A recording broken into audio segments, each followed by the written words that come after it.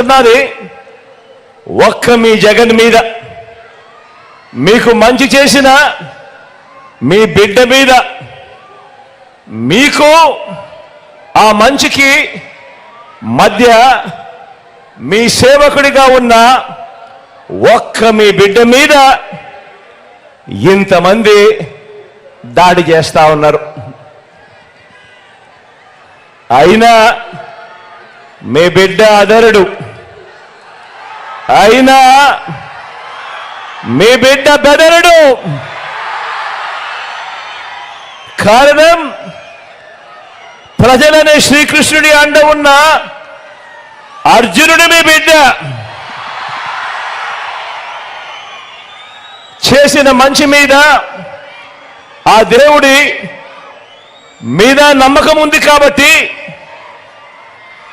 అర్జునుడి మీద ఒక బాణం వేసినంత మాత్రాన కురుక్షేత్ర సమరంలో కురుక్షేత్ర యుద్ధాన్ని కౌరవులు గెలిచినట్టు కాదు.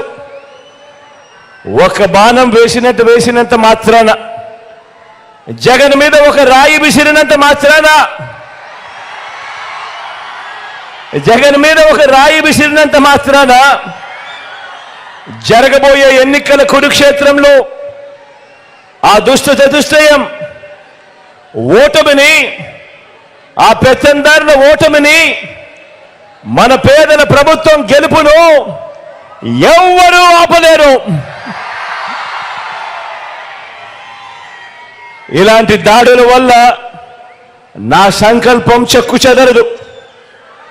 పైగా ఈ స్థాయికి వీరు దిగజారారు అనంటే దాని అర్థం ఏమిటి? ఈ స్థాయికి వారు దిగజారారు అనంటే దాని అర్థం ఏమిటి? విజయానికి మనం అంత చేరువుగా ఉన్నామని, విజయానికి వాళ్ళంత దూరంగా ఉన్నారనే కదా దాని అర్థము.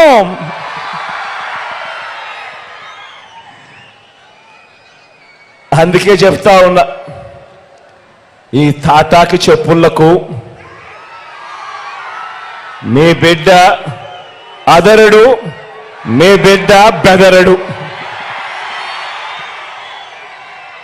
మీకు సేవ చేయాలన్న నా సంకల్పం మరింత పెరుగుతుందే తప్ప ఏ కొంచెం కూడా వెనుకడుగు వేసే ప్రసక్తే లేదు.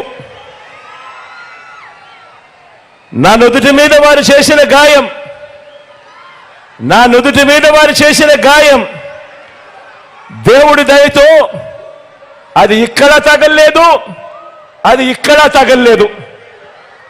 అంటే దాని అర్థం దేవుడు మీ బిడ్డ విషయంలో ఇంకా పెద్ద స్క్రిప్టే రాశాడు అని చెప్పి దాని అర్థం.